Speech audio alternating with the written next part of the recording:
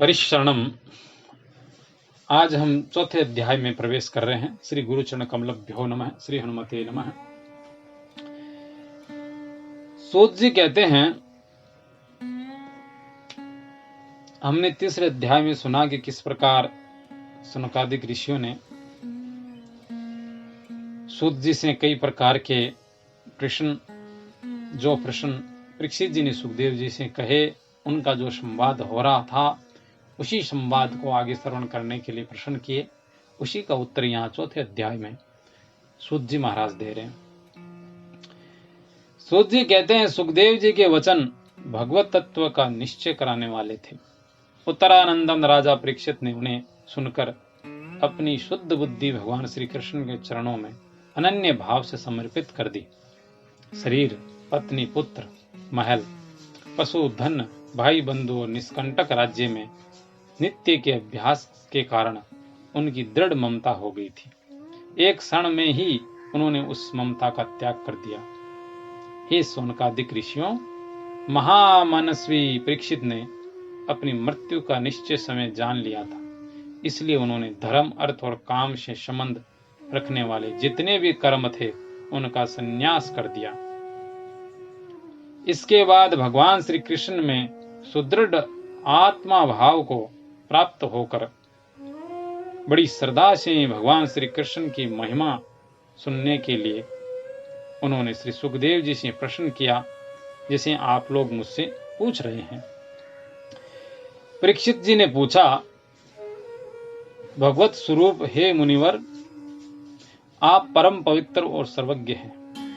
आपने जो कुछ कहा वह सत्य और उचित है।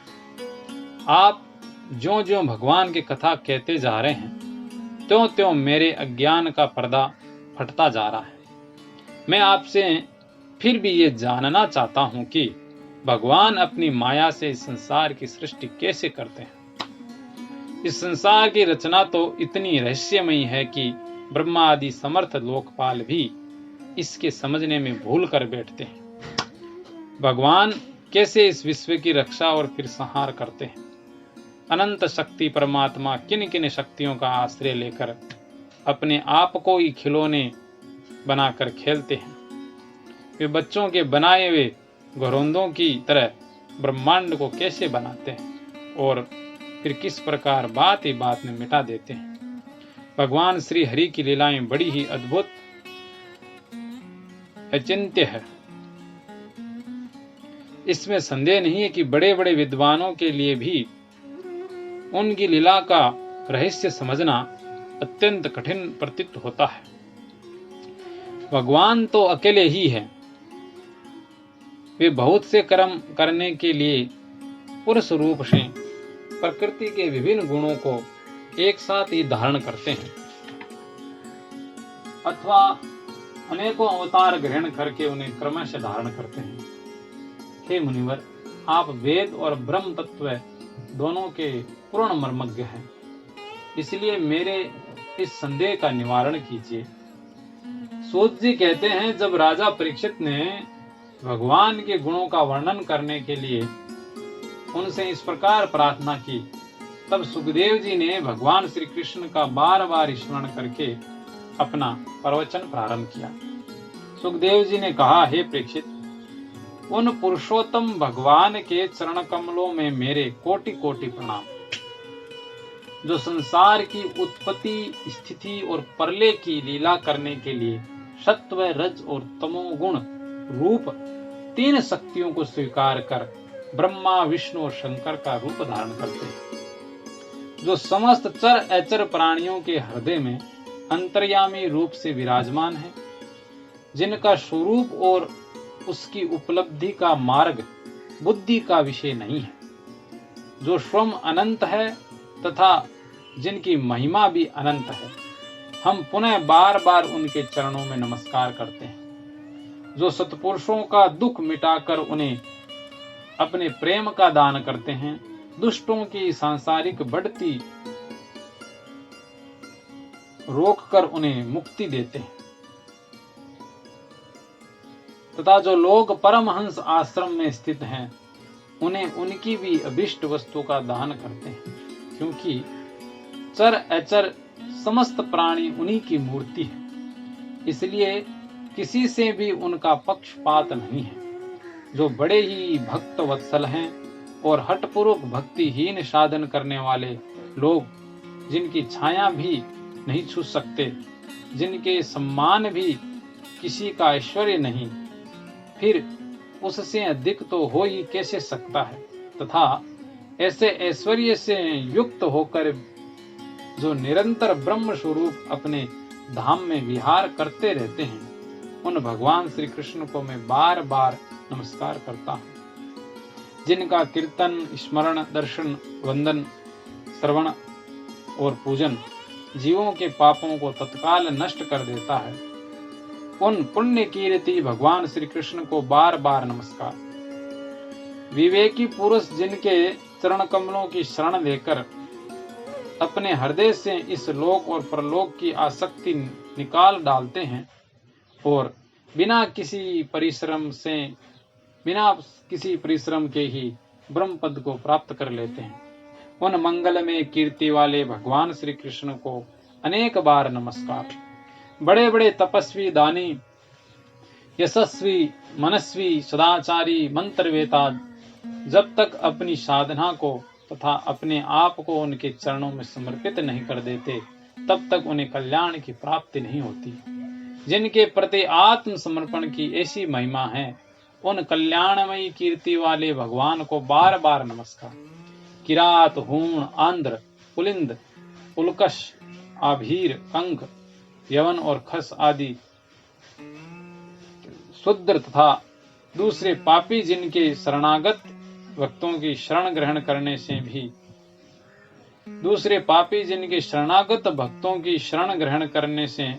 ही पवित्र हो जाते हैं, उन सर्वशक्तिमान भगवान को बार बार नमस्कार।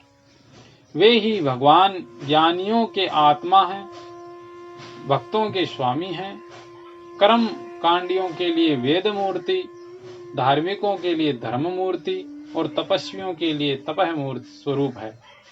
ब्रह्मा, शंकर आदि बड़े बड़े देवता भी अपने शुद्ध हृदय से उनके स्वरूप का चिंतन करते और आश्चर्यचकित होकर देखते रहते हैं।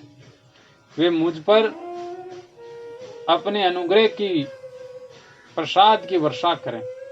जो समस्त संपत्तियों की स्वामिनी लक्ष्मी देवी के पति हैं, समस्त यज्ञों के भोक्ता एवं फलदाता है, प्रजा के रक्षक हैं, सबके अंतर्यामी और समस्त लोकों के पालन करता है, तथा पृथ्वी देवी के स्वामी, जिन्होंने यदुवंश में प्रकट होकर अंधक, वृष्णि और यदुवंश के लोगों की रक्षा की, तथा जो उन लोगों के एकमात्र आश्रय रहे, वे भक्त वत्सल संत जनों के सर्वस्व श्री कृष्ण मुझ पर प्रसन्न हो। विद्वान पुरुष जिनके चरण कमलों के चिंतन रूप समाधि से शुद्ध हुई बुद्धि के द्वारा आत्म तत्व का साक्षात्कार करते हैं तथा उनके दर्शन के अनंतर अपनी अपनी मति और रुचि के अनुसार जिनके स्वरूप का वर्णन करते रहते हैं, वे प्रेम और मुक्ति के लुटाने वाले भगवान श्री कृष्ण मुझ पर प्रसन्न हो। जिन्होंने सृष्टि के समय ब्रह्मा के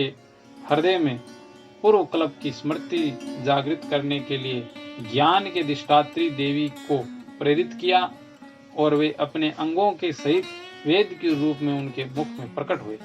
वे ज्ञान के मूल कारण भगवान मुझ पर प्रसन्न हो, कृपा करें, मेरे हृदय में प्रकट हो। भगवान ही पंच महाभूतों से इन शरीरों का निर्माण करके इनमें जीव रूप से शयन करते हैं और 5 ज्ञानेंद्रियां, 5 कर्मेंद्रियां और 5 प्राण और 1 मन, इन 16 कलाओं से युक्त होकर इनके द्वारा 16 विषयों का भोग करते हैं। वे सर्वभूत में भगवान मेरी वाणी को अपने गुणों से अलंकृत कर दें। संत पुरुष जिनके मुख कमल से मकरंद के समान झरती हुई ज्ञानमयी सुधा का पान करते रहते हैं, उन वासुदेवावतार सर्वज्ञ भगवान व्यास के चरणों में मेरा बार बार नमस्कार। हे परीक्षित, वेद गर्भ स्वयंभू ब्रह्मा ने नारद के प्रश्न करने पर यही बात कही थी जिसका स्वयं भगवान नारायण ने उन्हें उपदेश किया था, और वही मैं तुमसे कह रहा हूं। हरिशरणम हरिशरणम हरिशरणम। तो हमने देखा किस प्रकार सुखदेव जी ने कथा शुभारंभ करने से पूर्व भगवान श्री कृष्ण परमात्मा की स्तुति की। अगले अध्याय में